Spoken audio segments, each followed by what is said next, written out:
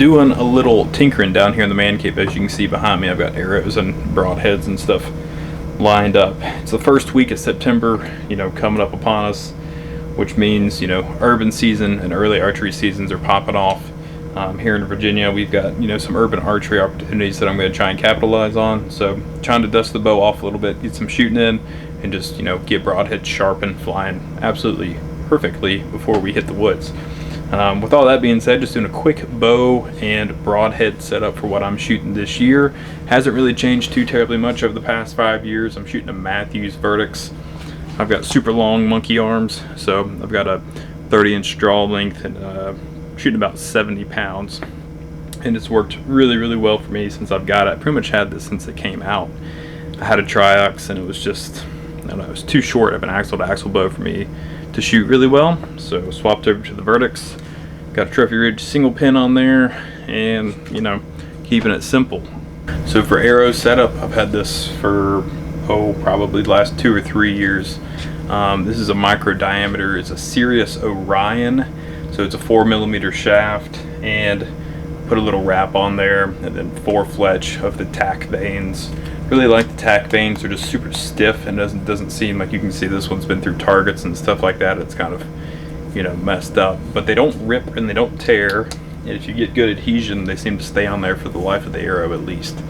I've never had one peel off if I put them on there right. But anyways, so total arrow weight, I used to shoot these Black Eagle Renegades you can see behind me with 100 grain Rage, and it was like 470, 480 grains. So go ahead and give this guy, a measure and see what this guy stacks up to be. It's probably right around 590, 595, I had to take a guess, with 200 grain broadhead. So this is a Sirus Orion, cut for a 30-inch draw length, the 4 fletch tack vane, and the arrow itself is 391.5 with a 200 grain head.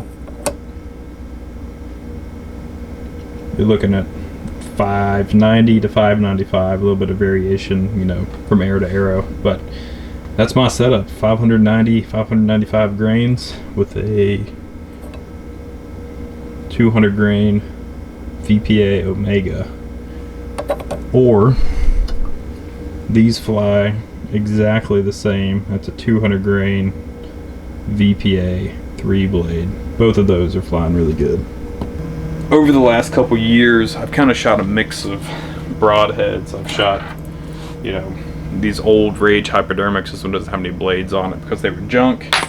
And then I went over to these Muzzy hybrid. So they've got 2 those little deployable blades out front, and then they've got the 2 fixed blades on the side. This one actually went through a deer. It's kind of tore up, and the bends are, or the blades are bent. So that one's pretty much trash. So I just got tired of just inconsistent either sharpness, penetration, just like, I don't know, mediocre performance, and kind of what I expected. So pretty much went to the machined CNC type broadheads. I've got a couple of examples here of what I've shot in the past. These are both VPA heads. This one right here is a 3-blade. It's a 200 grain VPA, and this is their new Omega that they sent me, and I'm going to test these out this year. So these are the 200 grain Omegas without bleeders, and they are like absolutely chunky. Like they are thick, especially out in the front. So really excited to try and shoot something hard. Maybe go, a frontal shot or something like that with those and see how they perform. If you've watched the channel, in the past, you've probably seen a couple of the bow hunts, especially with, bears and bucks, and pretty much anything I've shot over the past couple of years has been with these heads. And this is a cutthroat single bevel. These are left bevels, and these have performed flawlessly for me. I mean, these have done extremely well. I don't know, pretty consistent time commitment needed to keep these things razor sharp. Whether or not you're setting that initial bevel, you've really got to take the time and kind of set your edge to whatever your jig or sharpening system is, and then after that you're kind of good to go. So one thing with VPA, I reached out to those guys So they came out with the Omegas, and that's what I'm shooting this year. And these are the same thing. It's a 200 grain left bevel, single bevel. And kind of what piqued my curiosity on these was from a sharpening perspective. You can just kind of lay them flat on a stone real easy, and you know, just lay them flat, sharpen them up, and you're good to go.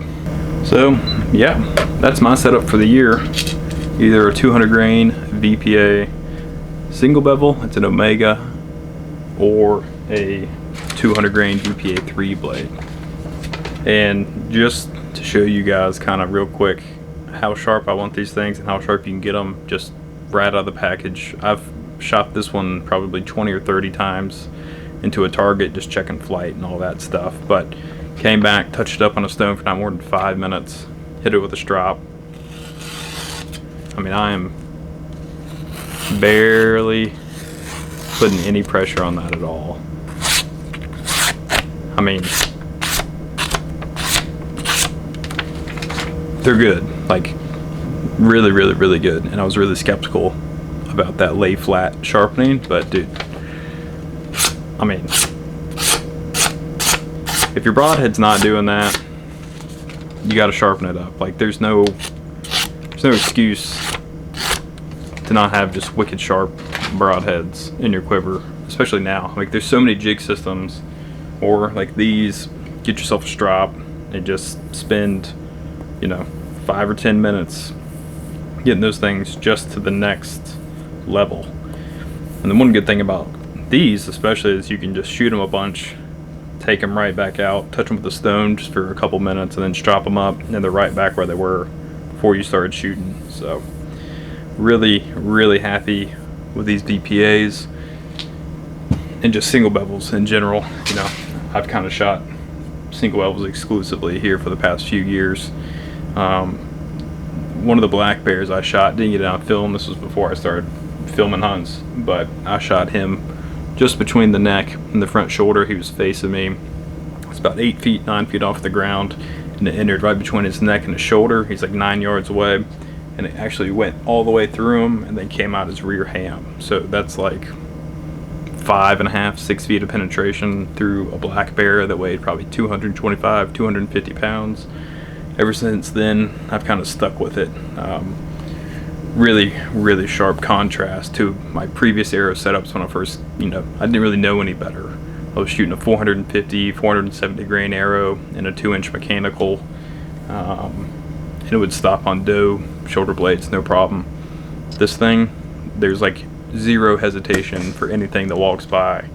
You're gonna be able to zip through it, no problem, especially with how sharp they are. So if you want to pick some of these up, VPA's got a little discount code. If you want to check them out in the description, you can use code LawsonHunts10 and you'll get 10% off your entire order at checkout.